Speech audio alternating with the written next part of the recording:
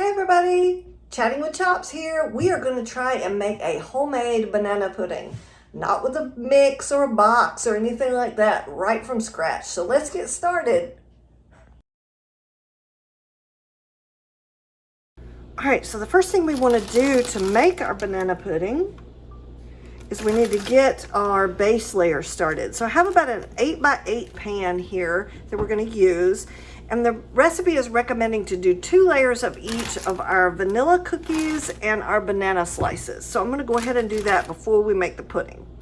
So it's just suggesting that you put your cookies down bottom side so that it's nice and flat. And we're just going to put as many of them as we can. All right, now let's test something out. I'm not sure, these cookies might just crumble on me, but I was gonna see if maybe I could cut them, ooh, sort of.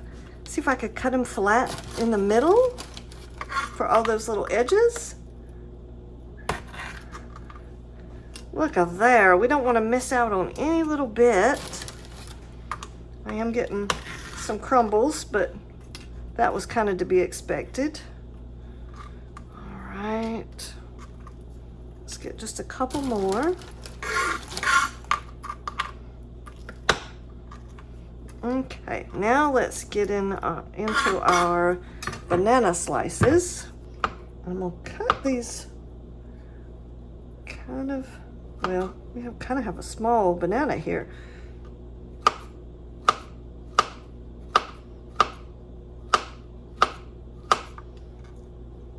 I'm sure a bigger banana probably would have been better, but I'm just gonna try and cover as much surface area with these bananas as I can.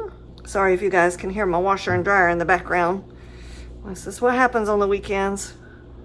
I bake and try and get all my household chores done too. How is that looking so far? Again, I would recommend that you try and get some bigger bananas. I think that would look so much prettier if I had a good sized banana that would cover a little bit more surface area. But you use what you can get, right? Okay, now time to put another layer of cookies down.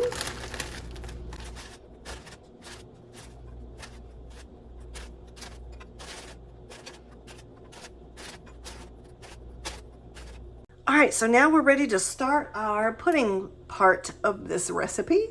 So what we want to do is we want to whisk together our egg yolks, which we have 4 egg yolks, 2 tablespoons of cornstarch, flop, 3/4 of a cup of sugar, we have a 1/2 cup of milk.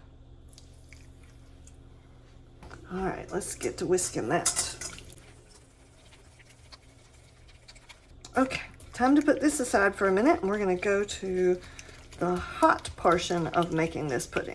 All right, so our next step is we need to pour 2.5 cups of milk into a saucepan, and then we're going to heat that on medium-high heat.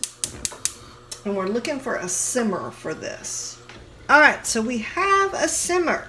Yippee! All right, so what we need to do is take and turn off the heat at this point to use a 1/2 cup of the warmed milk that we just made. So we're going to take a 1/2 cup. I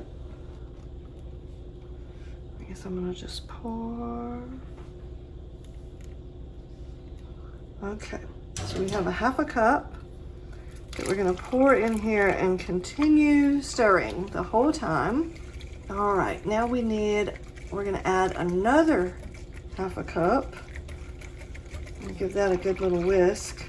We're trying not to cook our eggs is what we're trying to do, because you can certainly turn it into scrambled eggs any minute now. Okay, now we need another 1/2 cup of our hot milk.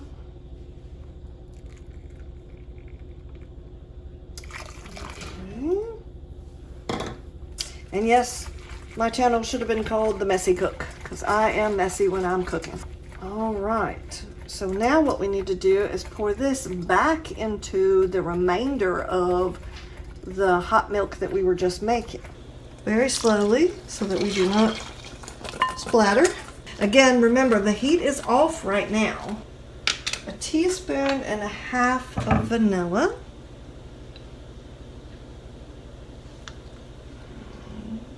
I really like my vanilla, so there we go. So we've added our vanilla. Now we're going to turn the heat back on to medium. And we're just going to sit here and whisk this constantly until it starts to thicken. Recipe suggests that this should take about 3 or 4 minutes. So I'm just going to go ahead and start me a timer for 4 minutes and see what happens. Okay, so we're 3 minutes in, and one of the things that the recipe says you can test to see if it's thick enough is you're supposed to dip a spoon in. I'm trying to make sure y'all can see everything. So you dip a spoon in, and if it coats the back of the spoon and a line that you draw through stays for a few seconds, it's thick enough. All right, so the next step we need to do, this recipe has quite a few steps, let me tell you. So the next thing we want to do is melt 4 tablespoons of butter. Oh, there's our timer. Keep whisking until we've got that butter all nicely melted. All right, so now what's actually the fun part of this we're gonna do is we're gonna pour this into our banana glass bowl around until the pudding has reached down in all the little crevices.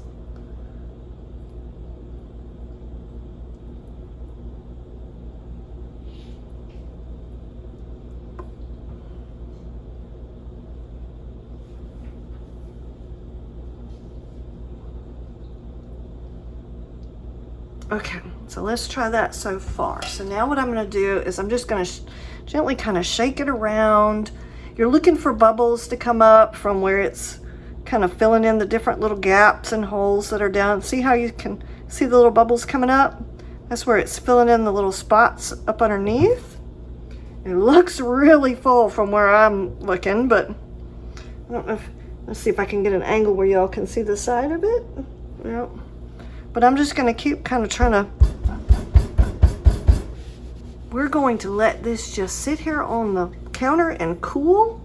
Probably, I'm going to say at least cool enough that I can touch the bowl easily, and then we're going to stick it in the refrigerator, and we want to cover it and refrigerate it for at least a couple of hours. I'm probably going to leave mine overnight, and then we'll see how it tastes.